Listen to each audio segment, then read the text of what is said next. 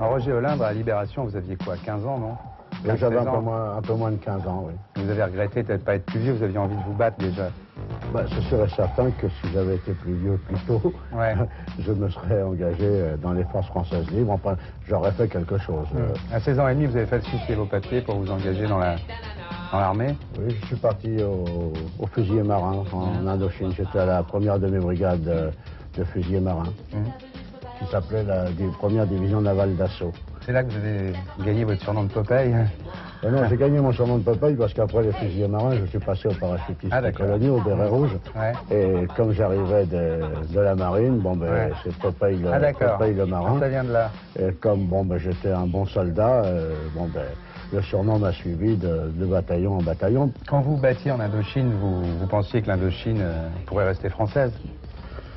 Je dois dire que pas plus tard qu'hier soir, j'ai discuté avec des amis justement de l'Indochine et que j'étais effaré, je suis effaré comme beaucoup d'anciens d'Indochine de ce qu'on raconte de cette guerre d'Indochine aujourd'hui. Moi j'ai été formé à une époque où défendre l'Empire c'était une tradition et c'était normal. Moi j'ai suivi le chemin normal des enfants de mon époque, j'ai été catholique pratiquant, scout, routier scout de France et je me suis engagé dans l'armée par idéal. Bon je suis parti comme tous les autres.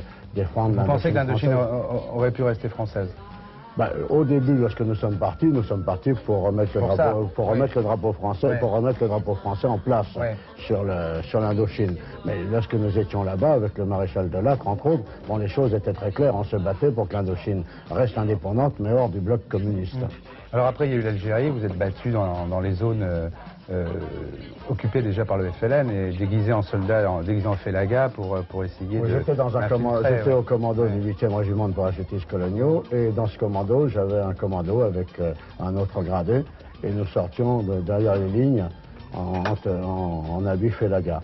Et comme beaucoup de gens de ma génération, là aussi j'ai donné le meilleur de moi-même parce que je pensais que l'Algérie devait rester française pour le bien et de la France et de l'Algérie. Parce que pour nous l'Algérie c'était non seulement l'Algérie qui donne sur la Méditerranée, mais c'était derrière le Sahara et nous pensions qu'avec cette Algérie et ce Sahara on pouvait faire leur Afrique et je regrette que ça ne soit pas resté français parce qu'aujourd'hui dans ce Sahara il y a toutes les guerres d'Afrique qui sont autour du Sahara. Vous pensez que ça aurait été possible?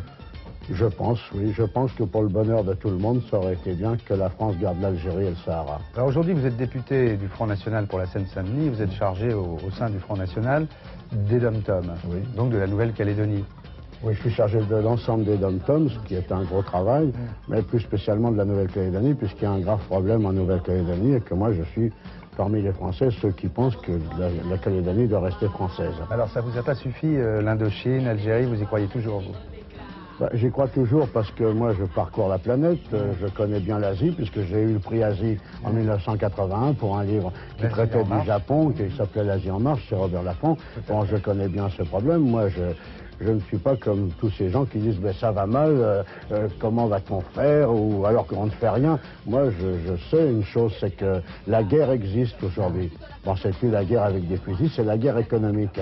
Alors cette guerre économique, où nous la faisons et nous risquons de gagner au moins une bataille, où nous ne la faisons pas, eh bien dans quelques années on achètera nos voitures aux Japonais et on mettra tous nos ouvriers au chômage. La Nouvelle-Calédonie là-dedans? Eh bien la Nouvelle-Calédonie c'est une terre dans le Pacifique qui est une terre vide, puisqu'il y a 150 000 habitants, toutes ethnies confondues en Nouvelle-Calédonie, où il n'existe pas le racisme.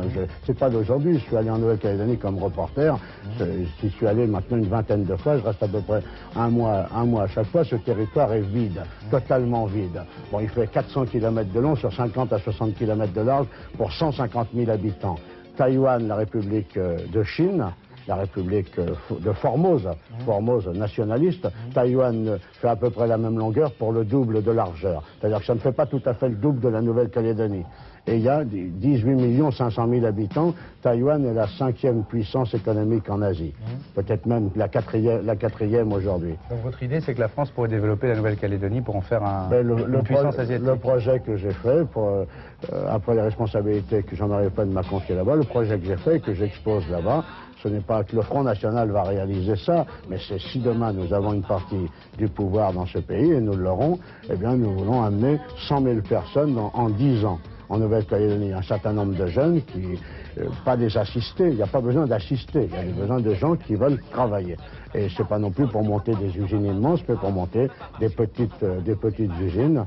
Et il faut amener 100 000 personnes, c'est-à-dire porter la population à 250 000 dans un premier temps, et ensuite la porter à 500 000, parce que cette île ne peut pas vivre avec si peu d'habitants. Donc finalement, c'est pas une critique obligatoirement, mais je veux dire, vous voulez refaire la colonisation, quoi. Non, je ne veux pas refaire la colonisation. Moi, je ne pense pas que les Mélanésiens qui se veulent Kanaks avec un cas indépendantiste auront le bonheur si la France s'en va.